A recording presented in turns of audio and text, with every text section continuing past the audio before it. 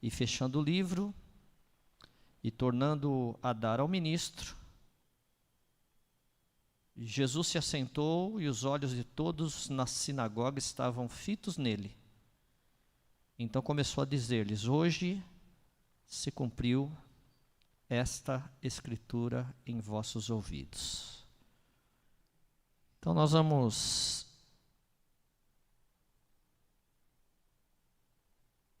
compartilhar com vocês um pouquinho mais a respeito desse tema. Qual é o tema? 3 bênçãos que só recebem os que conhecem a palavra. 3 bênçãos importantíssimas que acontece na vida de todos que leem e ouvem a palavra de Deus com perseverança, insistência, seriedade, com santa obsessão e com o coração desejoso de beber tudo aquilo que a palavra de Deus tem para nós. Amém? E o texto da mensagem de hoje é Lucas 4, do versículo 14 até o versículo 21. Então vou voltar só um pouquinho, bem rapidinho, para que a gente consiga caminhar junto e ninguém se perca naquilo que nós estamos falando. Então, a primeira coisa que a gente falou aqui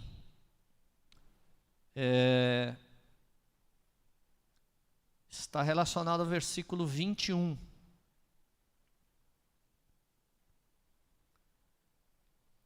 Jesus, após ler o texto,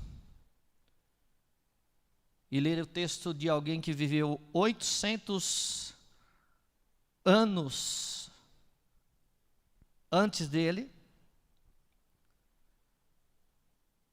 Jesus demonstra intimidade com aquilo que Isaías estava dizendo. Então, a primeira coisa que acontece quando a gente vai fundo na palavra é que a gente se torna íntimo dos distantes.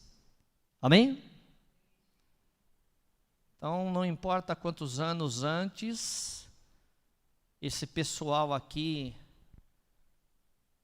que tem a sua história na palavra, não importa quantos anos antes de nós eles viveram, se a gente for fundo na palavra, com seriedade na palavra, nós vamos nos tornar íntimos dessas pessoas, e a mesma unção que estava sobre elas virá sobre a nossa vida. Amém?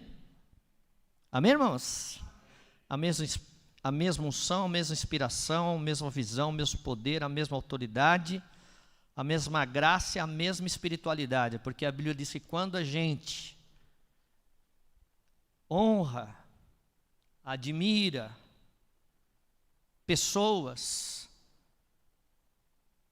na mesma medida que nós honramos, nós somos honrados também. Se você recebe alguém na qualidade de profeta, sobre você manifestará o dom de profeta. Amém? Então aproveite o máximo que você pode. Amém? Porque quando nós tomamos esse tipo de atitude significativa, faz com que o estudo da palavra nos aproxime dos gigantes e nos afaste da possibilidade de sermos medíocres. Deus quer fazer de você um gigante. Amém? Segundo lugar, quando nós lemos esse texto aqui, nós entendemos que Jesus vai entender exatamente através desse texto o que ele vai querer em relação à vida. Jesus não praticava atitudes de demonstrar incerteza. Pelo contrário, Jesus era convicção pura. Amém? Nele não havia incerteza, interrogação, insegurança. Jesus, ele sempre foi firme nas suas convicções. Então nós dissemos que, em segundo lugar, quando nós vamos fundo na palavra, nós aprendemos que, ao se aprofundar na palavra, nós nos tornamos lúcidos para discernir o que queremos na vida. Se você não sabe o que você quer na vida, leia a palavra. Se você precisa de um rumo, do norte, de uma direção, leia a palavra.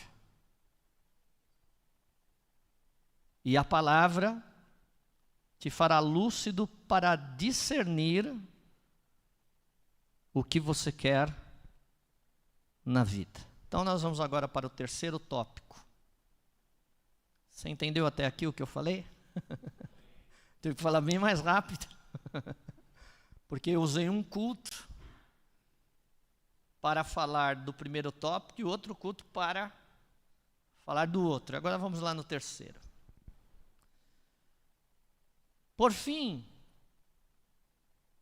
nesse ato de abrir a palavra de Deus e entrar nela e mergulhar nela e beber tudo que ela pode nos oferecer, nós acabamos nos tornando profundamente conscientes do nosso destino e da nossa missão. O segundo tópico fala que, ao você se aprofundar na Bíblia, você vai saber o que buscar na vida. Mas o terceiro tópico é diferente. Você vai entender a missão que Deus tem para você. Uma coisa é aquilo que você quer, e outra coisa é aquilo que Deus deseja realizar na tua vida. Amém? E as duas coisas são bênção, né? Você precisa saber o que você quer da vida. Porque o tempo passa, o tempo urge. A Bíblia diz que a vida é como um cochilo, né? De repente você olha e a vida passou e você não pode perder tempo.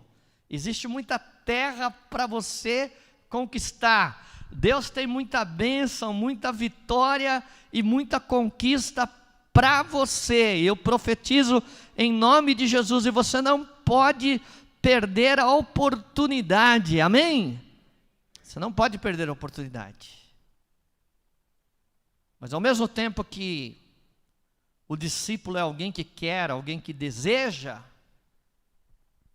Deus tem uma missão para você abraçar. Não existe ninguém aqui, nesse auditório, e nem pelas redes sociais, que Deus não tem uma missão para ele. Deus te chamou, Deus te comissionou, Deus colocou em você a marca da promessa, e Deus tem uma grande missão para você abraçar. Você quer abraçar a missão do Senhor? Então, quando Jesus leu isso aqui, ele disse: esse é o meu projeto de vida. E o que ele leu aqui? Versículo 18, 19. Versículo 18 e versículo 19. O Espírito do Senhor, Jeová, é sobre mim, pois que me ungiu para evangelizar os pobres. Enviou-me a curar os quebrantados do coração, Enviou-me a pregoar liberdade aos cativos e dar vista aos cegos, e pôr em liberdade os oprimidos, e anunciar o ano aceitável do Senhor. Então, irmãos, quando eu leio esse texto aqui, da mesma forma que Deus tinha essa grande missão para o seu Filho unigênito cumprir, Deus tem uma grande missão para nós. Nós vamos colocar os olhos na missão grandiosa e gloriosa de Jesus aqui na terra. Deus te trouxe aqui hoje para você se voltar para Jesus e para a boa notícia que Ele é. Eu sei, eu acho que sei, eu imagino quantas decisões você tomou no dia de hoje. Eu imagino quantas notícias que chegaram até os teus ouvidos no dia de hoje. Eu imagino quantas notícias os seus olhos percorreram. E muitas vezes nós fazemos da pior notícia a última notícia. E se você veio aqui nessa noite desenvolvendo um sentimento de tristeza, de aborrecimento, de abatimento por causa de uma péssima notícia, eu tenho uma maravilhosa notícia para você, pois o Espírito Santo manda te dizer que essa notícia que te entristece já não é mais a última notícia, porque Jesus acaba de fazer uma notícia nova para você. Jesus tem algo maravilhoso para a sua vida. Então, na realidade, quando a gente lê a palavra do Senhor, a gente entende que Deus fala, Hebreus capítulo 1, versículo 1, 2 e 3, que Deus fala de muitas formas e de várias maneiras. A Bíblia diz que os céus manifestam a glória de Deus e o firmamento anuncia a obra das suas mãos. Deus fala através das coisas criadas, através da natureza, amém? Deus fala através das circunstâncias. A razão ensina que todo efeito deve ter tido uma causa suficiente, né? A razão nos ensina que todo efeito deve ter tido uma causa. Então acontecem alguns efeitos na nossa vida e a gente começa a perguntar, por que causa? Então, na realidade, Deus, através das circunstâncias, Ele fala com a gente. Deus fala através do juízo, Deus fala através de um problema, Deus fala através de uma dificuldade, para que você comece a perguntar, por que causa, por que causa, por que causa? E o Espírito Santo vai te dar sabedoria para você buscar as causas. Os efeitos são gerados por conta de decisões que nós tomamos. Essas decisões são as causas que geram esses efeitos. Então, dentro dessa situação de procurar a resposta para tudo, Deus, Ele tem uma visão multidirecionada no sentido de falar. Deus quer falar com você. Deus está falando com você. Deus falou com você. Então a Bíblia diz que Deus fala de muitas formas e de várias maneiras, e Deus falava com os homens enviando homens para falar com esses homens. Mas quando esses homens que recebiam homens levantados por Deus não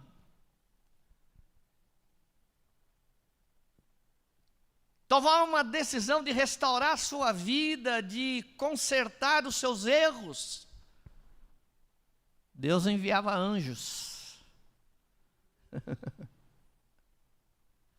Mas nos últimos tempos, diz a palavra, em Hebreus 1, versículo 1, 2 e 3, que Deus resolveu, de uma forma definitiva, falar aos homens, e Ele enviou seu Filho, o qual, sendo o resplendor da sua glória, a pessoa mais brilhante da glória produzida por Deus é Jesus, o qual, sendo o resplendor da sua glória, a expressa imagem da sua pessoa, a imagem exata de Deus é Jesus. Quem quer ver Deus aqui? Olhe para Jesus. A expressa imagem da sua pessoa, tendo sustentado todas as coisas pela palavra do seu poder, um Cristo que a sua palavra não volta para ele vazia, antes faz aquilo que lhe apraz e cumpre o seu propósito. Amém? Um Cristo que assentou-se à destra da majestade nas alturas, e ouviu do Pai: assenta-te à minha direita, até que coloque todos os teus inimigos por escabelo dos teus pés. Jesus é o nosso advogado diante do Pai. Ele advoga a nossa causa.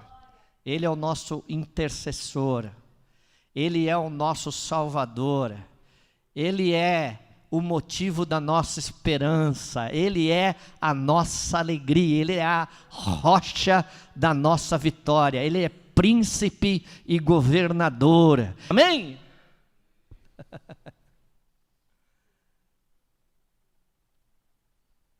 E aqui nesse texto,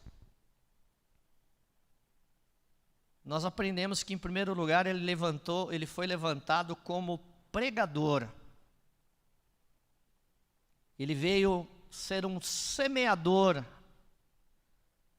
de boas novas. E é interessante que Jesus, ele é o pregador e ele é a própria pregação. Porque a própria palavra diz que no princípio era o verbo, e o verbo era Deus, e o verbo estava com Deus, e o verbo se fez carne e habitou entre nós. Vimos a sua glória como a glória do unigênito do Pai. Ele é o pregador, e ele é a própria pregação. Ele é o mensageiro, e ele é a própria mensagem. Que coisa linda, que coisa maravilhosa. Amém, irmãos? Então Jesus veio pregar boas novas. Jesus foi levantado para você vir na igreja, mesmo que quebrado, arrebentado, entristecido, esmiuçado, mas para você ouvir uma boa nova que vai restaurar a tua vida, que vai colocar você de pé, que vai colocar brilho de novo nos seus olhos, que vai acender o altar do teu coração, que vai acender aquele pavio do teu coração que um dia apagou, que um dia se curvou. Ele vai limpar esse pavio que está encurvado, ele vai atear fogo nesse pavio e vai iluminar o altar do teu coração e vai dar luz para o teu caminho.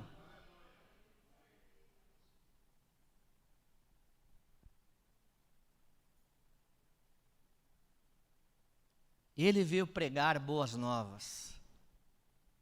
Estou cansado de notícias ruins.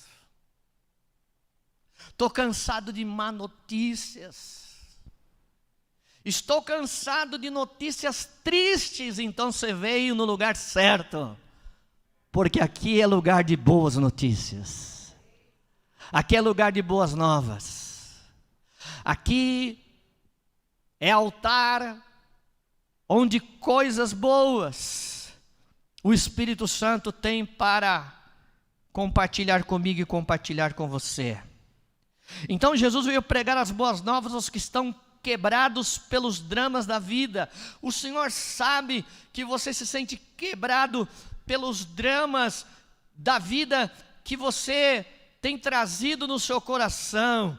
E eu louvo o nome do Senhor pela vida de cada um de vocês que estão aqui. E eu vou usar a palavra de um querido que trouxe uma palavra lá no IECP Pauliceia e disse para alguém que está sofrendo: ouça a palavra que foi dita. José não foi livrado da cova, mas foi livrado dentro da cova. José, ele não foi livrado da prisão, ele foi livrado dentro da prisão. Portanto, saiba que as nossas lutas, as nossas cicatrizes, serão as nossas medalhas. Foi o Rogério que falou isso. Que coisa boa. As cicatrizes de hoje serão as tuas medalhas do amanhã. As tuas feridas de hoje serão as medalhas do amanhã. Você poderá falar como Paulo falou: desde agora ninguém me inquiete, porque eu trago no meu corpo as marcas do Evangelho do Senhor Jesus. Aleluia! Aleluia! Então você tem que crer que, ainda que você esteja quebrado pelos dramas da vida, ainda que você se sinta esmagado por uma situação que você está passando, ainda que alguém pelas redes sociais se sente arruinado pelo pecado, ainda que alguém que se sinta escravizado pelos vícios, Jesus te ama e te convida a morar no céu com Ele. Oh, glória ao nome do Senhor! Então, uma das coisas mais lindas e maravilhosas é que a gente compara o amor de Jesus para conosco e o amor limitado dos homens para conosco, e aí a gente entende que, de repente, você desenvolve uma amizade e, de repente, alguma atitude pequenina que você toma que, de repente, a pessoa não gosta, entristece ela quer já romper a amizade, mas louvado seja Jesus que, sabendo de todas as suas falhas, todos os seus erros, todos os seus dramas, convidou você. Eu quero que você vai morar no céu comigo, porque eu te amo, porque eu te quero, porque você é meu, a tua família é minha, porque os teus sonhos também são os meus sonhos, porque eu quero ser o motivo da tua alegria, eu quero ser o motivo da tua esperança, porque eu morri por você, eu paguei um alto preço, eu desci nos lugares mais profundos do inferno, mas ao terceiro dia ressuscitei, estou à direita do Pai e fui elevado a príncipe salvador do mundo para abençoar você.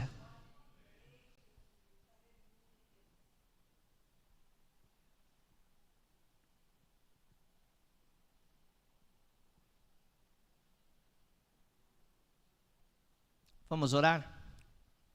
Acabou o tempo.